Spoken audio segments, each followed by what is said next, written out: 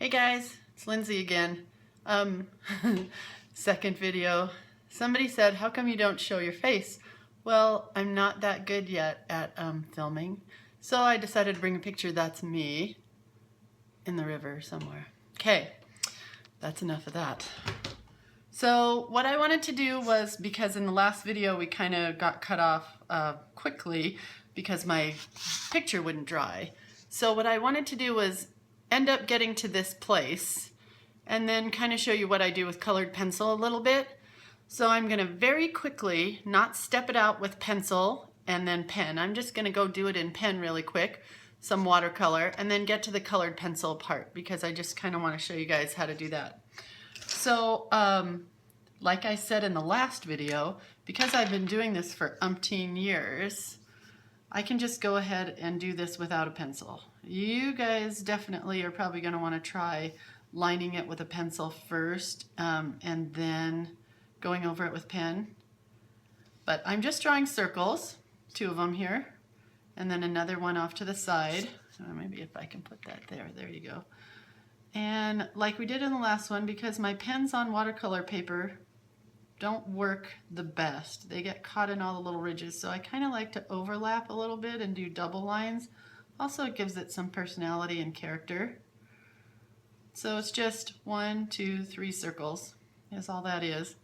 And then we're doing lines in the outer circle to kind of show the edge of where the sunflower would start to have its little pods. I don't even know if that's on a sunflower. I don't think so, but this is on a Lindsay sunflower, so that's all that matters.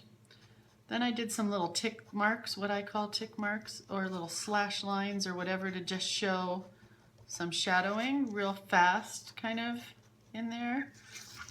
You can do whatever you want. Occasionally I like to do circles in the inside of my sunflowers. I like to do checkerboards. So right now I'm just doing the little tick marks and some fast circles, polka dots, to kind of represent the little seeds that might be in here. And then here, really quick, show you that this one is still just a little different than this one. So never are two the same, which is the beauty of art. But then for your petals, we did the, in the last video we did the pointed or elongated oval. Well, that's what these are going to be, but super skinny. You can do skinny ones, you can do wide ones. I'm doing them very long on this one. A lot of my sunflowers aren't as long of stems, petals, but on this one, kind of like the way it looked. So we're going to go back to doing that, and you've got to make it all the way around. So you kind of want to point them and hide them behind each other. The other thing to know with watercolor that I think I didn't tell you, the reason that I use a micron pen is because it's permanent pigment ink. You don't want to use something like a water-based pen, because when you put your watercolor to a water-based pen, it's all going to blend together and become a big mud pile, and you don't want that. So anything that's a permanent pigment type of an ink, a micron, a Faber-Castell Pitt pen, the manga pens, and the Millennium pens from Kuretake. Those are awesome too. I just happened to have these microns sitting right in front of me yesterday when I started doodling, so that's why we're going with this. So this sunflower is appearing to be much fuller than the last one. Like I said, they never come out the same. And don't forget also, when you do this in pencil, before you go to your watercolor, you definitely want to erase every single line, because once the watercolor goes on top of it, it is not coming off. You can't get pencil off from underneath the watercolor. At least to my knowledge, I've tried many times and have no idea how to do it. So then the pencil line just kind of becomes part of your drawing, which is cool as well. But sometimes you draw your pencil lines and you don't go back over the same spot where you drew your pencil line. You kind of go, oh yeah, well, I drew it that way, but I don't really like it that way. So then you're kind of up a creek. So we're almost done here with our petals, which is good. And again, You can see that that one's way fuller than that one. See that? Where are we? Right there. But that's okay. So then the stem gets kind of tucked behind the petals at the bottom there. Do that a little differently as well.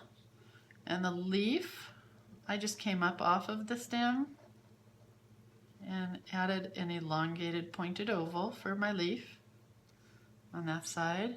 And this one's going to get way bent up and come down. And this paper is a little larger. I just used scraps from other projects, so the leaf didn't have to get cut off there. So I don't know how long that took me, not very long, but there's our sunflower. There's our finished sunflower, and now we're going to finish it with the watercolor, my trusty rag. So basically, again, with these water brush pens, you just squeeze a little bit and the water comes out of them. So if you get little pods of water into your watercolors, it kind of allows the watercolor to get saturated enough to give you some really nice color going on. If you don't have any water already set in your little pods, then it takes a little longer to get the color. I don't know exactly what that means. I'm not an artist of watercolors. I just like to play with them. So again, leave some empty space, white space, and you notice that I'm not going directly, you know, really slow over the petals. It's okay. It's not a problem. In fact, I kind of like it. Well, obviously I do. That's why I do it this way. But I like it so it's kind of a fast thing. It shows a more watercolory look rather than a finished look. I don't know. I like it. That's all I can say. So this one I left a lot more air and a lot more white space than this one, which is kind of a little bit more finished. But for today, I like that. So then we're going to take the browns and fill in some of these little pods here that are making up the edge of the sunflower. This is kind of a reddish brown. I love this color, especially with sunflowers. Really pretty. And there's a regular brown. And so you can see the deeper colors of the ones that already had some water in with the pods of watercolors, because it got a chance to kind of take the dry watercolor and make it wet and mix with the color while we were working on that. So I'm going to put that back there. So then for the inside, I kind of took some, oh, that's a really deep brown. That's beautiful, but I don't want it quite as dark. So I was going to use a couple of different browns and then some black. This one had some black in it, but doesn't look like we need that because we've got a pretty dark center. But there's a little bit of black in there. Maybe we'll put black on this part. Oh, that's pretty cool. With some orange. A little bit more orange. That's pretty cool. Alright, I'm liking that. Probably leave that just the way it is. Do our stem. And you can add a couple of browns in there if you want a few different highlights of brown. And then the leaves, again, I always pre-mix my greens to get some olivey colors. Especially for fall, I much prefer the olive colors to the bright greens. And sometimes you gotta add a little bit of another color green because you don't want all olives. And that's pretty bright. That's all right. Add a little darker green into it to kind of lighten it up.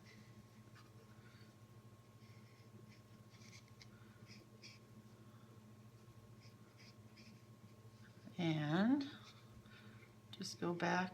Oh, that is way too green. Ugh, that looks like coloring book green. Well, we'll fix that with the colored pencil. Don't worry. You can always pull watercolor by getting the paint off of your brush and going back over it with just plain water. But we'll take care of this by adding some scribbles in the background. We're going to let this one dry. And then as we did on the other video, or as I did on the other video, I'll show you the finished pieces on my blog. So when you want to, if you want to see what I did with this, you can go to the blog and see how the heck is she going to fix that problem with all that crazy green in there. Well, I'll show you that on the blog. And let's see, what color should we use in the background? I use gray there, maybe a little purple and a little blue, because I love those two colors for sky. But not too dark, just kind of pale, because you can always go back with your colored pencil there. Fun.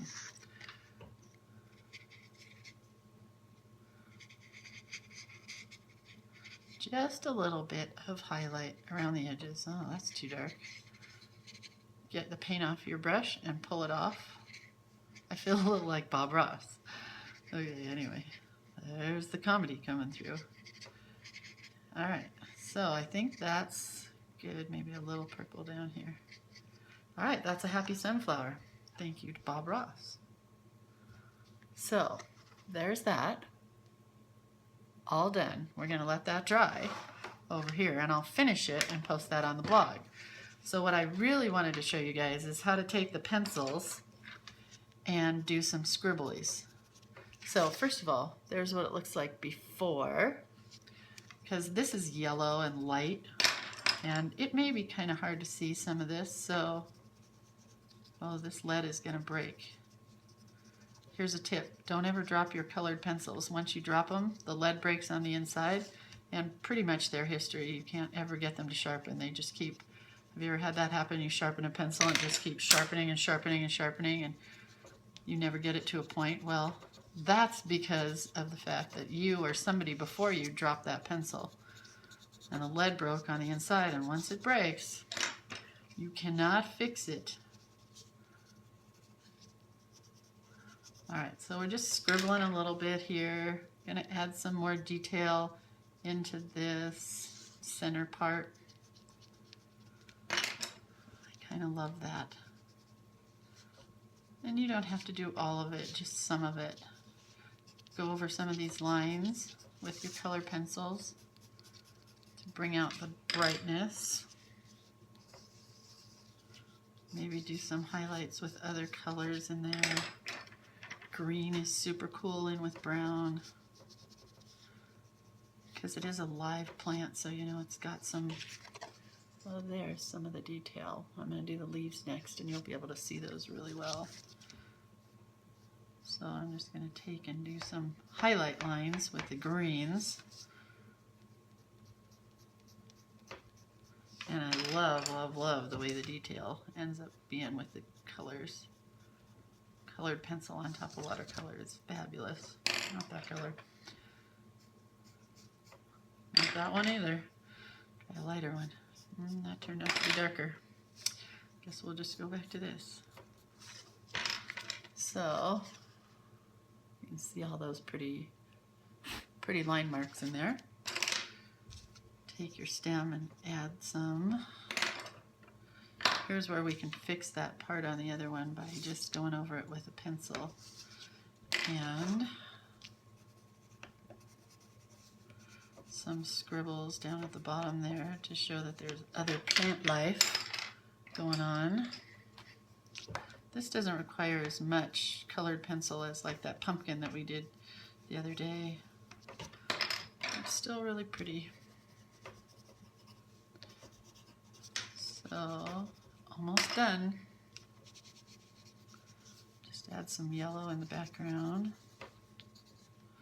And maybe the super light green is cool.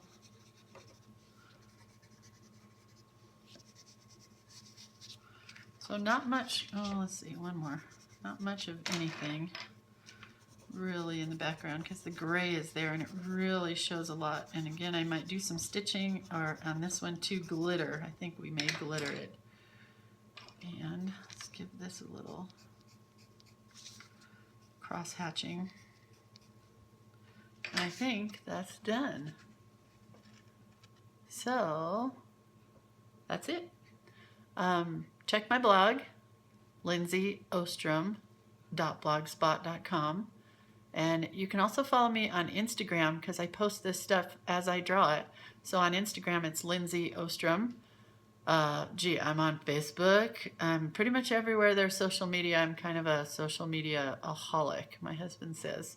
All right, so adios. I'll see you on the internet. Bye.